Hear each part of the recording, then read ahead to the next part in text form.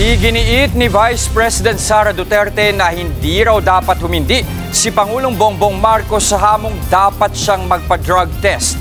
Yan ay para patunayan daw ni PBBM na may kakayahan pa rin siyang mamuno bilang Pangulo. Aniya sa frontline sa balita si Bril Montalvo ng News 5 Mindanao Exclusive. Wait lang, sandali Manguna-una sa ako kung tabagon ko na or dili kay magkagubot na po ng Pilipinas. Sa eksklusibong panayam ng News 5, natawa na lang si Vice President Sara Duterte nang hinga ng reaksyon sa mga banat ni Senator Amy Marcos, kina Pangulong Bongbong Marcos, First Lady Liza Araneta Marcos at Presidential Son at House Majority Leader Sandro Marcos noong nagdaang Iglesia ni Cristo rally. Batid ko na nagda-drug siya.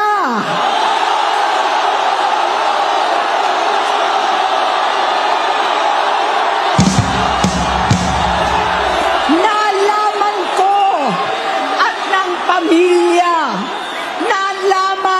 pamilya, seryoso ito.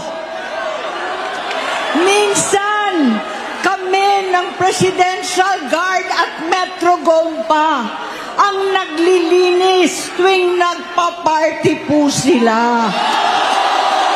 Nang tanungin pa nga ang bise kung naniniwala ba siya sa paratang ng senadora sa Pangulo, Lahat ng mga nakasama nila sa mga parties nila nagsasabi na gumagamit sila ng droga. Dito na muling hinamon ni VP Sara na magpa-drug test na si PBBM. Kapag president ka or vice president ka or any government official for that matter, hindi ka pwedeng humindi kapag sinasabihan ka na magpa-drug test ka. Matatanda ang una ng sinabi ng Malacanang na 2021 pa raw nagnegatibo sa drug test ang Pangulo. Ulitin natin, uulit-ulitin natin, hindi po tayo magpapadala kung ano ang sinasabi ng mga maiingay. Matagal na po itong naresolba. Uulit-ulitin ko, paulit-ulit.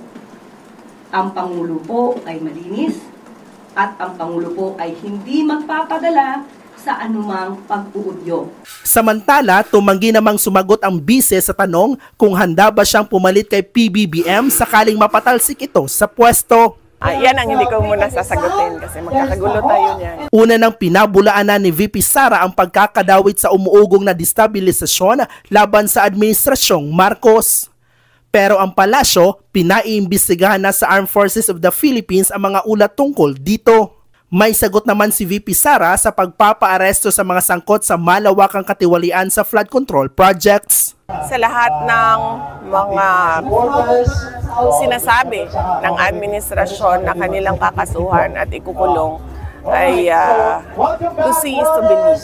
So, makikita natin ang sinseridad nila kung totoo nga merong managot dyan. Wala pang sagot dyan ang palasyo. Samantala, kinumpirma naman ni VP Sara na dadalo siya sa budget hearing para sa Office of the Vice President sa Senado sa November 27.